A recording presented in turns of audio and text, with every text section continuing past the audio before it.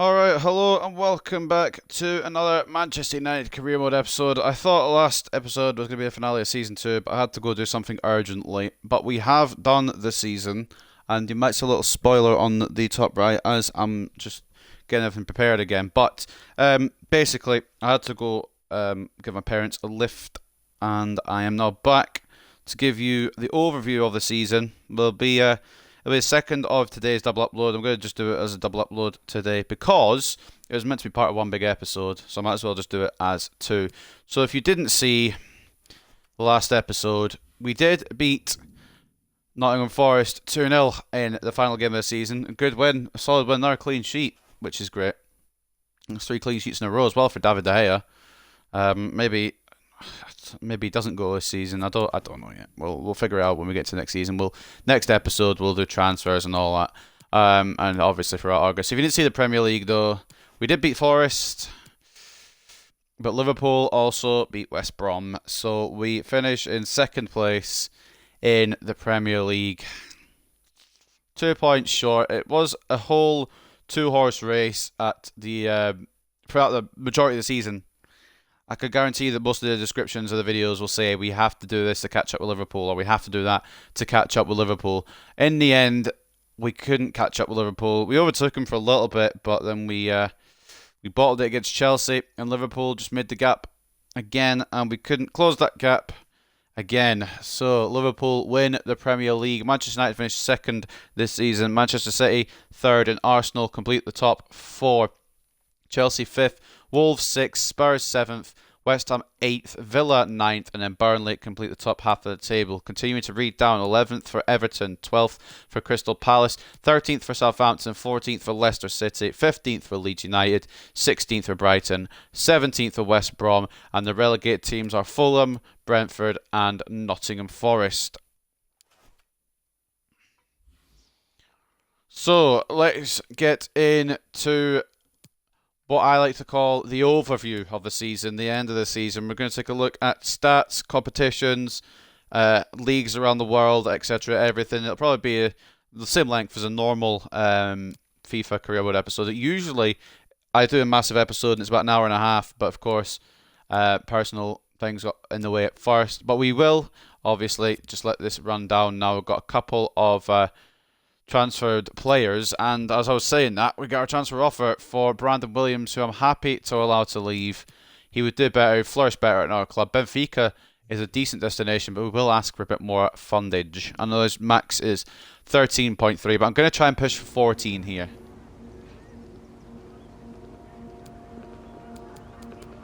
So this as well, we may have some transfer negotiations between now and the end of the season, which may slow down swimming to the end of the season, but we won't be doing anything transfer related until the next episodes or to the start of season 3. We won't be doing any moves. We won't be making any moves. We won't be. Obviously, we will be allowing players to leave, but we won't be signing anyone yet. I still need to have a big think about it, and I still need to realise what we need to do to just take this club to the next level. I thought we already were at the next level, but you know, just that top tier bit. We're just going to stop simulation here because there's some youth academy news, and of course there's the youth squad monthly report as well. We'll take a little look at that. Some of these players progressing very well. Johan Sepp looking very good. His potential's come down a little bit, though. I think majority of these are probably going to be sold on. If I feel like I see something in them, it might be a loan deal. The other Ricky Sepp has completed his position change and will go up to a 62. A little better. I get a new goalkeeper, but other than that, I'm not sure what else you need, to be honest. I think what I'm thinking of is maybe getting another centre-back as well, just for injury cover. Because I think we really need 4 centre-backs, and we've only got 3 that I can rely on. Granted, we've got Mengi coming back from his loan. We've got Ezra Blake as well, who I'm probably going to sell on, though. But we'll see. James Garner, moving in real life to Everton, but I think we'll have to move him out here as well. And I'm considering maybe getting a better backup CDM. No offence to James Garner. He is good, but I just don't think he's going to break in. He hasn't really been able to break in ahead of Stamina Scott. So we will maybe try and get someone who will have a little bit of time in the team. I don't want to have Scott McTominay out of the team, though. That's the reason that James Garner hasn't been involved in the team. I forgot what my advisor said. We'll try and push for 8.5, or just we'll try and push for 8. 7.1. You know what? 7.5 is my final offer. We want to try and squeeze a bit of money out of these guys. 7.5 is fair. I don't even know why I negotiated that one. I could have just accepted it, but we got a little bit more money for it anyway. And I think that will probably be it for transfer deals before the 30th. We need to remember to stop it before the 30th as well. We'll take a little look here. Now, we'll stop it here before it goes too close. Financial report. Earlier... Oh, did we do it? Earlier in the year, we set out to finish the season with a profit margin of 258 million. We've now received our preliminary financial report. We can confirm that we met our agreed target. Thank you for playing your part in helping Manchester United grow as a football club and business. Is that because of the fact that did Williams not go through? I didn't see Williams go through. Well, we'll look at that in a second. But more importantly, did that happen because of where we finished in the Prem? Financial goals were very low anyway. Youth development, we're still in our season for that. Probably won't do it though. We've done the brand exposure goals, continental success. We won't talk about that. Didn't win the Premier League title, unfortunately. Won the FA Cup though, and we finished a profit margin. So we should keep our job for season 3. If we don't, of course, then the career mode's over. But I think we should be able to keep our job. Transfer history. It's not what I was trying to look at, was it? Was it? It was, but not this actual bit. But yeah, Garner's gone to Stade Rennais. He'll go there next season. I was wanting to look in the transfer hub, but I clicked the wrong thing. I just wanted to see if Williams had gone for...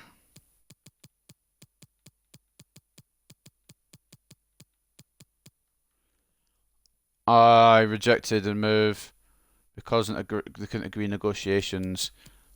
Also, as well, I'm going to unblock the ones I've got blocked because I just want to see what kind of offers, what deals they would get, what they would receive. I'm not selling them by any means, but I just want to see what they would get. But anyway, so let's take a look at all the competitions and all around the world. So obviously in the Euros, we are going through, regardless, we do have one more game. No, we have 2 more games. But Romania have already played their game, so we're definitely going through to the Euros. That will be the end of Season 3. We'll play the Euros, and that will end the Man United career mode for FIFA 22. We will overlap into the FIFA 23 schedule, but whatever. It's fine, innit? FA Cup, then. Who won the FA Cup? Oh, we did. That's right. We beat Ipswich in the final quite convincingly. Taking a look at our run to the FA Cup in the round of 3, or the third round even, not a round of 3, because that'd be weird, but third round we beat Newcastle 6-1, and we beat West Ham 6-0 in the 4th round. We were always going to win it by the looks of it. We beat Blackburn 3-0 in the 5th round, and then we beat Liverpool in the semi-finals. I skipped the Everton game by accident, but we also beat Everton in the 6th round. Semi-finals, we beat Liverpool. And then, of course, we beat Ipswich to claim the FA Cup. And who won the Carabao Cup? I'm trying to remember. Oh, yeah, that was us as well. Taking a look at our progress in there. We kicked off with a 4-3 win against Wolves. I was just playing around. I wasn't playing properly in that game. And we ended up still winning it. I thought I might as well take it seriously. We got Wickham next round, demolished them 5-0. We beat Bournemouth on penalties, even though it says otherwise. It was a 2-2 draw with win on penalties for us. We beat Crystal Palace 6-3 on aggregate in the semi-finals, and then we ended up just about... I can't remember who the winning goal scorer was. I think it was either Donny van de Beek or Victor Osimhen. One of them clinched the Carabao Cup for us against Southampton. I didn't mean to back off, but we will go back in real quick. Just take a look at all the major competitions as well. So, what else have we not looked at? Super Cup. That would be us against Shakhtar. I don't want reminders of that, actually. That's the one I don't want reminders of. We're still trying to gel a team together, alright? We just signed the new signings. We weren't really fully prepared. In the Champions League this season, Manchester City defeated Bayern Munich 1-0 in the final. That is kind of upsetting because we've had it Manchester United one season, and now it's gone to the other side of Manchester for season 2. But they beat Napoli in the semi-finals, Porto in the quarter-finals. Round of 16 against Barcelona, they came through, and we don't want to see our group, alright? Fuck off. And they went undefeated in their group. So fair play to them. As for the Europa League, please tell me it's Dortmund. You fucking... I hate this game, man. Arsenal are the Europa League winners. Doesn't matter who they beat in the semi-finals.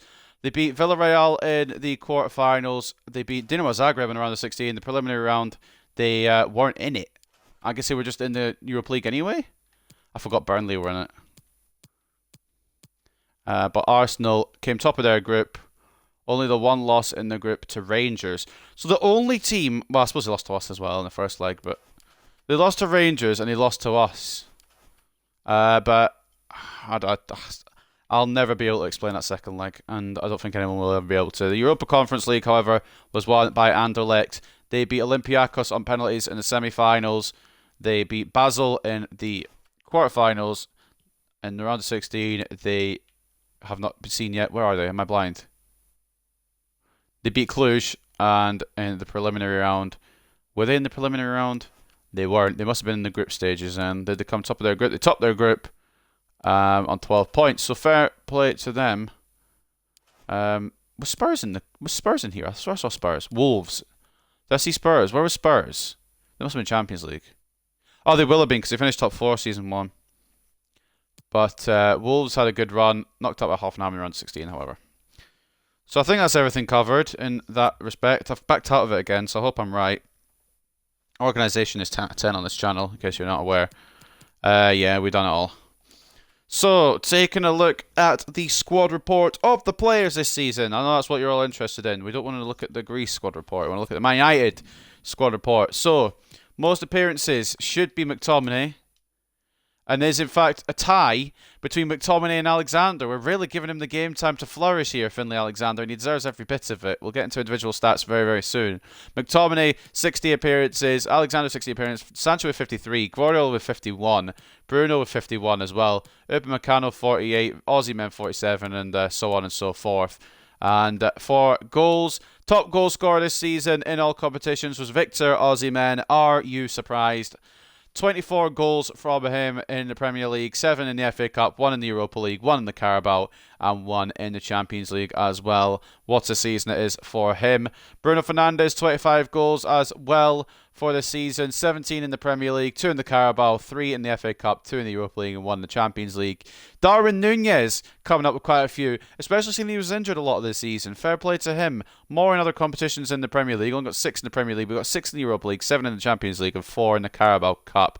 Cristiano Ronaldo as well having another solid season, 19 goals for him, and the list goes on and on. Sancho 17, Rashford 15, Alexander 15. That's quite a good haul from him off the wing. Donny van de Beek 15, Cavani 11, despite having only 14 appearances. That's to tell you something. The Carabao Cup king.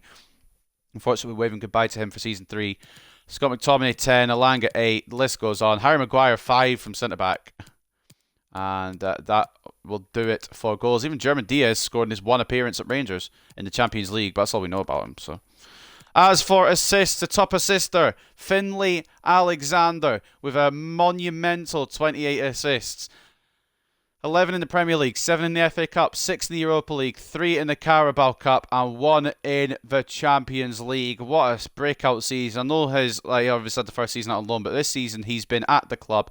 Joint most appearances, 15 goals, a hell of a lot of assists. 43 contributions inside 60 games for the wonder kid, Finlay Alexander. Of course, you can't say anything bad either about Bruno Fernandes, who's now hit 90 rated. The Portuguese Magnifico, 51 contributions in 51 games. 26 assists for Bruno Fernandes, along with his 25 goals. 18 assists in the Premier League, 2 FA Cup, 2 Europa League, and 4 Carabao Cup. Jadon Sancho and Victor Osimhen getting 21 assists apiece, and that's especially surprising from Osimhen, considering he seemed to be scoring bloody everything. But 21 assists as well. I believe he's got more contributions than he has games, and I think he actually has the most contributions combined. 55 goal contributions from Victor Osimhen. Wonderful signing. Got to be signing of the season, I think. But I don't know how much competition. I mean, he has a lot of competition, but he's definitely the man who's changed it around up front. Jadon Sancho as well, of course, 21 assists. He's had a hell of a season compared to his Season 1. Season 1, he was a shadow of himself, but Season 2, he's come on leaps and bounds. 38 contributions off the wing in 53 games. Absolutely brilliant. Rashford with 32 contributions, 15 assists as well. Ronaldo, the captain, 33 contributions in 34 games, proving that he can still do it on the main stage despite injuries and despite declining in overall. Donny van de Beek, another solid season for him. Kept Bellingham out of the team even when Bellingham did come back. 14 assists for him, and a great season, 29 contributions altogether. Scott McTominay, stamina Scott in the midfield. What he lacked in goals and assists, he made up for in pure heart and passion. But 22 contributions and in 60 games from CDM is not bad at all. Darwin Nunez as well. He's a big one because he popped in with a lot of goals, despite the fact he was injured for a lot of the season as well. 33 contributions in 34 games. He's actually pretty good, if I say so myself, and that's why it's so hard to pick strikers the majority of the time. Anthony Elanga, I think it might be his swan song at the club. I do love him, but we've got a lot of wide midfielders, and I don't want to get rid of him, but if a right offer comes in, I ain't going to say no to it, to be honest with you. 8 goals and 9 assists, to be fair. Not a bad campaign, but not as good as Season 1. Edinson Cavani, 18 contributions inside 14 games. 13 of those contributions coming in the Carabao Cup, to be fair. Carabao Cup king. James Garner not getting a lot of time on the pitch purely because of Scott McTominay, and didn't manage to do much. And here are the rest. I'm not going to read every single one. Bellingham may need a bit more time next season. Hopefully we can give him enough time. And of course all the loanees, we won't know the stats from them because a lot of them didn't play in these competitions. Some of them we might know. Ethan Laird having a decent innings. Diallo having a couple of appearances. But there's just a squad here that can't really be broken into. David De Gea, he's another one. What is his clean sheets? 8 clean sheets in 41 games. Not brilliant, to be fair. I'm debating whether to still sell him or whether to keep him around. I'm not 100% sold on him. Henderson is gone. Henderson will be going. And if I do keep De Gea, we may bring a backup in. Or maybe we bring someone in better than De Gea and have De Gea as a backup just so we're stacked. I didn't mean to do that. I didn't mean to do that. I misclicked. So guys, I'll be back in a second. I will be restarting the game forthwith. I completely forgot to check the other leagues around the world. So we're going to restart the game. Hopefully the stream doesn't crash. I'm an idiot.